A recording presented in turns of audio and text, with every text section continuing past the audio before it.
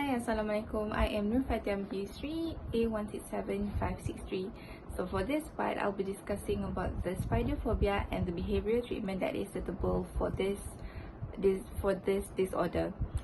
So spider phobia is a constant and persistent irrational fear and panic of seeing, touching, or encountering a spider. This person will be very terrified of even seeing a spider and seeing them in the natural habitat.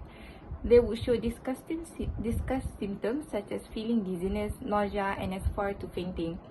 They will also show avoiding behavior towards the aversive stimulants in this context, which is spider.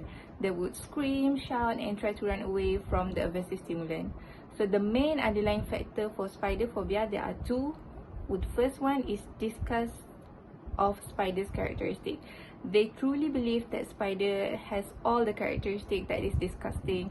They will see the spider as a monster, as a predator, and they are very scared of the spider. So the next one is the fear of contamination or infected by spider. In this context, which is food contamination through the physical context, because this is different with the West phobia.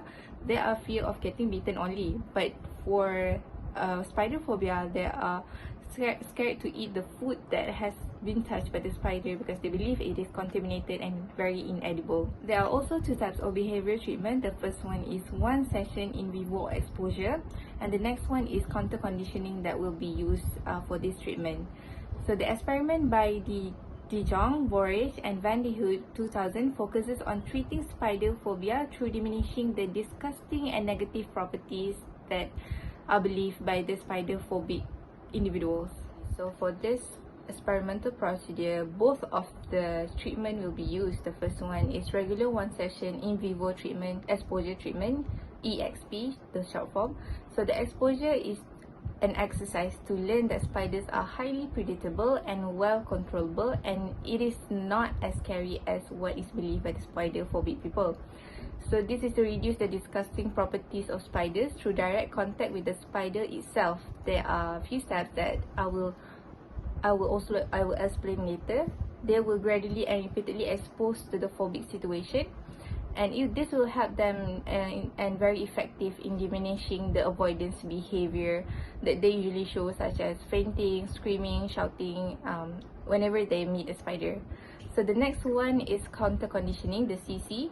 This is to reduce the intrinsic negative valence of the spiders. This is to help preventing the return of phobic complaints. So the next time when they have to encounter a spider, they will not be as scared as before. This is an adding favorable items or situation to neutralize the aversive stimulus.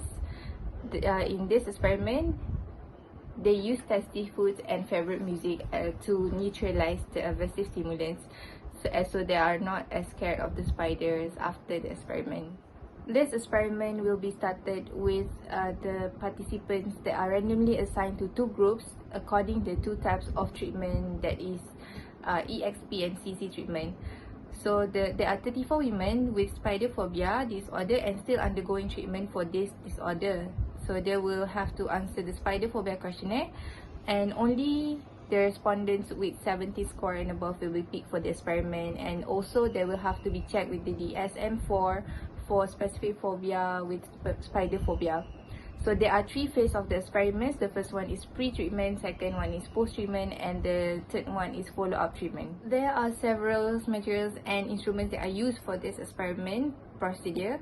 So the first one is behavioral approach test, BAT, in which there will be direct contact and exposure with spiders with 8 hierarchical steps. So this is the first treatment that I've explained before, the EXP, which is the exposure treatment procedure. So there are 8 steps. The first one is the subject has to walk towards the spider as near as they can. The spider are kept in a jar.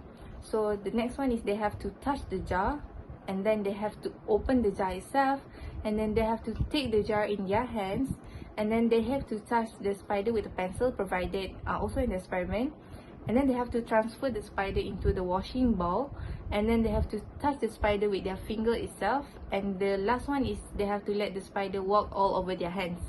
So as you can see, the fearness to the spider is increasing gradually, step by step. So from the less scary to very scary for the subjects. So participants will ask whether they were willing to carry out the step or not every time the instructions are given, and they had to perform it successfully within 1 minute to show the positive rating of this instrument. The instrument that I also used in this experiment is the second one is visual analog scales. This is VASS, to assess the valence of spiders. This is the negative affective evaluation of the subject towards the spider, such as unpleasantness, dearness, nastiness, creepiness, and dangerousness. Next one is discuss questionnaire spider, to assess the subject's willingness on eating contaminated food. They were asked if the food is contaminated with the spider, would they eat it or not. And the fourth one is the cookie test. This is a behavioral test to assess the subject's behavior on spiders contaminating status. So in this part, there will be spiders that already contaminated the food, so they will ask to eat it. So if they are willing to eat it, so they pass this test. And then the fifth one is the food preference list. For this is only for counter conditioning procedure. They have to rate the 30 food items from distasteful to tasty, and the cookie test will be given in this counter conditioning procedure. The procedure of this experiment will start with pre-treatment, which will happen 1 week before the experiment. All subjects will undergo 1 session of in vivo exposure for 3 hours for it to be effective. There will be no manipulative variable into this pre-treatment procedure. And the next one is post-treatment, in which subjects are divided into 2 groups of treatment, the EXP and CC, and they all have to undergo regular in vivo exposure. So the group EXP will have to undergo the EXP for 3 hours of regular exposure without any manipulation, and the group CC counter conditioning will undergo 2.5 hours of regular exposure, and the final 0.5 hours they will have to go through the counter conditioning, in which there are addition of tasty food items and also favorite music during the exposure process. And the third one is the follow-up phase. In this, they have to do maintenance exercises, they have to encounter with spiders, they are given toy spiders for them to get comfortable with it, and they will be evaluated after the next 3 weeks. After the experimental procedure, the result shows that 1 session in vivo exposure treatment, even without the counter conditioning procedure, is already very effective in reducing avoidance behavior and self-reported fear of spiders. So counter conditioning did not prove itself that it can reduce the negative affective valence of the spider, because the exposure treatment, the regular exposure treatment, is already very effective in reducing, so there's no significant difference to it. And the next one is both types of exposure treatments strongly reduce the disgusting properties of spiders and altered negative affective evaluations towards a positive direction. Even though the counter conditioning used the tasty foods and nice music, it still does not give any difference, because the regular exposure already gave a very significant and very effective result of removing the avoidance behavior and helping the respondents to overcome their fear.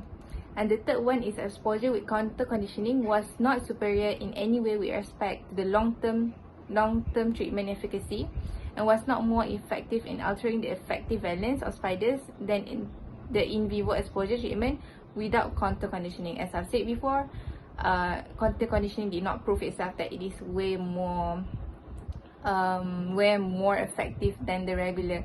So the hypothesis made by this researcher is rejected, but still the treatment works best. Both of the treatment works, so maybe there is a gap in the counter conditioning treatment because it's only 0.5 hours. Maybe if it's longer it will be better, but the conclusion is the treatment for the 1 session in vivo experiment is already enough for the spider phobia, to diminish the spider phobia disorder and help the subjects to overcome their fear of spiders. Okay, so the next sleep disturbances that I'll present is the behavioral treatment for one of the symptoms for hypersomnolence or hypersomnia, which is excessive daytime sleepiness. So individual will involuntarily be sleepy during the day, and this will affect their mood, their performance, and their social life quality. So they will show irregular sleep patterns, and this is because the inadequate nocturnal sleep. Nocturnal sleep is the sleep during the night, and this will further worsen the condition. So there are 2 treatments that are proposed in this symptom, which is the regularizing sleep-wake schedules, and the next one is writing sleep diary as part of good sleep hygiene. The experimental procedure started with the pre-experiment, which all participants are filtered. So all the participants are college students with irregular sleep patterns. They are picked when they scored more than 7 for daytime sleepiness subscale. So there will also the researcher will also compare the sleep pattern during the weekend and weekdays. So if they show more than 2 hours difference of time with sleep-wake time, this is considered irregular sleep pattern. So the other factors that also be considered in this are caffeine intake, alcohol intake, drugs and medication that will affect the sleep pattern. And then the next one is the baseline that will happen for 12 days. In this part, all the participants will practice writing sleep-wake diary according to current sleep pattern. So there is no manipulation of anything in this part yet. Only they have to record their current sleep pattern, their sleep-wake diary, and they will be trained on how to write it. They must report the sleep data to researcher every morning. This is to increase adherence to experiment and to make sure that everyone did their task for this baseline period. After the baseline procedure has ended, they will go into the experimental phase for 4 weeks.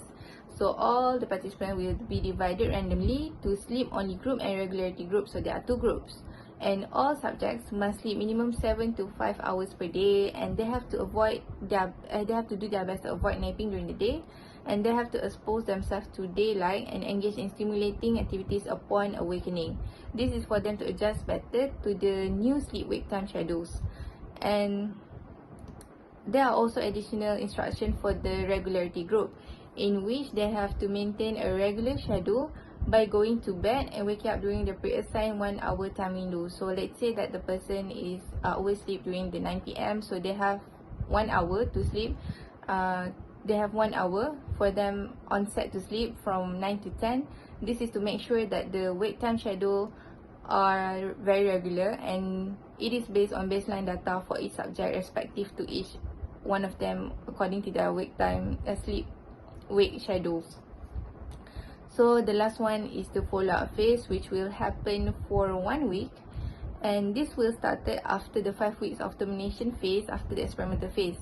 So they will have to do the usual daily recording of sleep-wake diary to see if there is any effects in treatment after this experimental. There are several measures and instruments used by the researcher for this experimental procedure, and all of them are based on daily self-report, which are recorded by the subject itself day by day.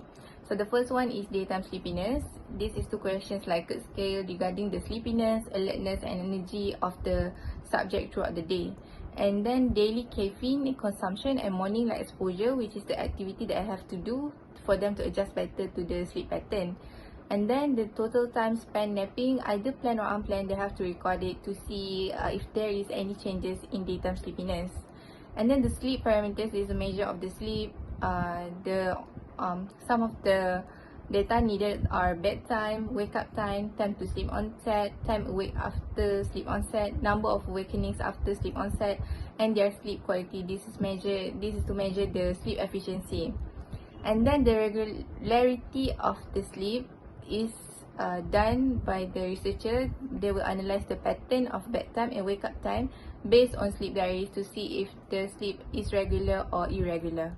After analyzing all the data that were recorded, so the result shows that subjects in the regular schedule condition reported greater and longer lasting improvements in alertness and reported improved sleep efficiency compared with the subjects in the sleep-only group. So they show that there are improvement with the regularity of the sleep-wake time schedule. So the next one is having regular sleep-wake schedules along with good sleep hygiene helps combat daytime sleepiness. The good sleep hygiene in this case is the caffeine intake, the morning, the wake-up routine, the daytime exposure to the sunlight, and also the sleep-wake diary that are recorded every day. And then next is when nocturnal sleep is not deprived, regularization of sleep-wake schedules is associated with reduced reported sleepiness. This to show that This treatment, which is the regularity of the sleep-wake schedules, is very effective in combating the daytime sleepiness that is one of the symptoms of hypersomnia, and this could help the subjects to get enough sleep, adequate sleep, and to perform better during the day, and to have greater mood and greater improvement in their daily life. Hi, my name is Afiqah Zahirah binti Zaizul Imran with my Matrik number A17033. So for this part, I'll be presenting about insomnia, which is a sleep disorder. Insomnia is a sleep disorder in which you may have trouble falling asleep or staying asleep. And insomnia can be in a short term or a long term. And insomnia also may come and go for an individual. So insomnia also can cause burden for individual or society. When you're having trouble to fall asleep or staying asleep, you'll be very restless. That can cause burden for individual and society. That also can may lead to the reduction of quality of life. You cannot go through the routine of your whole day of life like the other normal people can do. Insomnia can also causes you to impaired daytime functioning, which can cause you to absence to work, and also can risk mental health due to your restless and also tiredness because of you cannot sleep the whole night. You can risk yourself to depression and also a chronic hypnotic. There are few treatments for insomnia that been mentioned in this report. Number one is stimulus control therapy. The second one is sleep restriction therapy. And the third one is relaxation training. So I'll be explaining one by one. So what is stimulus control therapy? So stimulus control therapy is a therapy that have their own rules or a set of instruction for the patient to follow. So the rules that been set for the patients are: number one, you only can go to bed when you are sleepy. Number two, get out of the bed when you are not sleepy. Number three, use the bedroom only for sleeping. You cannot use the bedroom for any other activities such as watching television, reading books, or anything else. Number four, you have to arise at the same time in every morning, meaning that if you have been instructed to wake up at 8 a.m. so for every next day you have to always wake up at 8 a.m. After that, no napping at all. Therapy number two is sleep restriction therapy. So what is sleep restriction therapy? This therapy limiting the time spent in your bed that can lead you to more efficient sleep that is both consolidated and more regular and predictable. Meanwhile, in this therapy, the time in bed can be increasing as the patient demonstrates a continuing ability to sleep in an efficient and consolidated manner. So we can see here in sleep restriction therapy has limit your time spent in your bed, meaning that if in a whole night you can spend 8 hours in your bed, but you only sleep for 6 hours, it means that the total time you can spend in your bed is 6 hours only. But it can be increased or decreased depends on your sleep efficiency. If your sleep efficiency is good, we can increase 15 to 30 minutes in a given week. But if the sleep efficiency falls, so the time for you to spend in your bed will remain the same. So the treatment number 3 is a relaxation training. This training is a clinical procedure that aim a reduction of somatic tension and also any intrusive thoughts at bedtime that interfere with sleep. The dependent measure as the inclusion of this research included one or more of the following variables are: sleep onset latency, wake time after sleep onset, total sleep time, sleep efficiency, number of awakening, and also sleep quality. Explanation about insomnia has come to an end, which I'll be discussing about the result. Depending on the variables that I've mentioned earlier, it has a greater improvement in sleep efficiency, total sleep time, and also a sleep quality. And there's a reduction of a number awakening, sleep on latency, and also wake time after sleep onset. So this proven the psychological and behavioral treatment approaches represent an effective treatment to someone who has insomnia. sleeping disorder. Moreover, after a patient has done with the treatment, it can provide a good quality sleep to them. Also can help patient to be able to start sleeping in the night, meaning that for some patients, they have the trouble to fall asleep, not staying asleep. So after the treatment, they are now able to start sleeping efficiently at night. So now we'll be moving to the second topic of the day that I'll be discussing here, which is specific phobia. What is specific phobia?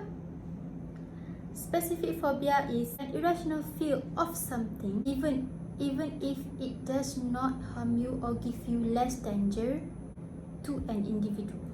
Plus, it is persistent that can cause disruption of life, negative experiences can lead to a traumatic event to an individual or the patients, and also can negatively affect the functioning at work, school, or any social situation. So specific phobia can be an unreasonable fear that sometimes can be annoying. For example, for having to take the stairs instead of the elevator because you're fear of something. But it isn't considered as specific phobia unless it seriously disrupts your life. For specific phobia, there is 4 subtypes. Number 1, situational. Number 2, natural environment. Number 3, animal. And number 4 is blood injection or injury. So, all this is associated with a significant impairment. So in this research, for sure, there are treatments for the social phobia patients, and the classification of the treatments in this research have been divided into 3. Number 1, exposure treatment. Number 2, non-exposure treatment, and number 3, placebo treatment. For number 1, exposure treatment, the types of exposure treatment are in vivo, systematic desensitization, and number 3, imagery training. So in vivo exposure involves having patient come into direct confront with the field stimulus, such as live spider. In vivo exposure also has been extensively researched for the treatment of this specific phobia, including the fear of snakes, rats, dog, water, lightning, enclosed places, heights, fear of any clinical or dental procedures, fear with blood, and so many more. So this in vivo exposure have been extensively researched for the treatment of this specific phobia. Next for the systematic desensitization, which is developed by Wolf. This treatment treats the patient to stay calm and soothe the muscles while dealing imaginatively with the field stimuli. Whereas non-exposure treatment is a treatment that doesn't require the patient to confront direct with the field stimuli, such as relaxation therapy and also a progressive muscle relaxation. So as I already mentioned in insomnia, this progressive muscle relaxation has helped the patient to stay calm by tightening the muscles and release, and then came with the relaxation phase while releasing the tension of the muscle. Different between progressive muscle relaxation and also imagery training are, so there's a little bit slightly difference of progressive muscle relaxation and also imagery training. Progressive muscle relaxation come with the relaxation phase for them to release the tension, but the imagery training, there's none relaxation phase, which means the patient need to confront the field stimuli directly by imagining, but there's no relaxation phase for the patients. While placebo treatment is a medicine or a procedure that prescribed for the psychological benefit to the patient.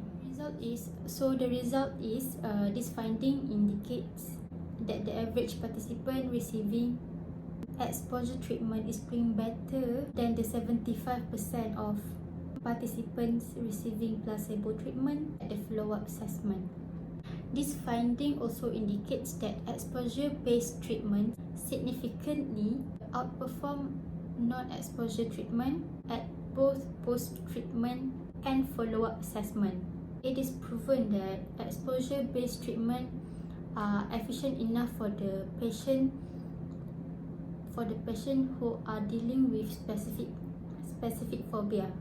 This finding also indicates that in vivo treatments are doing greater and better improvement to the patients to be compared with other alternative treatments, which in vivo also an exposure-based treatments. So we can see here that exposure-based treatments are the most potent among all treatments that exist.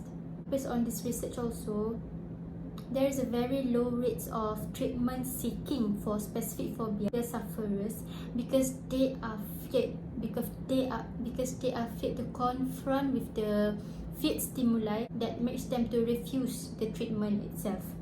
So there must be a lot more efficacious alternative for this exposure-based treatment in order to get as many as possible social phobia sufferers to seek for their treatment. In addition, these findings also indicates that multiple sessions of exposure treatments are doing better than one session only for exposure treatment, meaning that for patients to have a greater improvement, they need to have a multiple session of that exposure-based treatment, not only one session, because multiple exposure has been found out that it can make a long-term improvement to the patient. So that's all from me. Thank you so much for watching.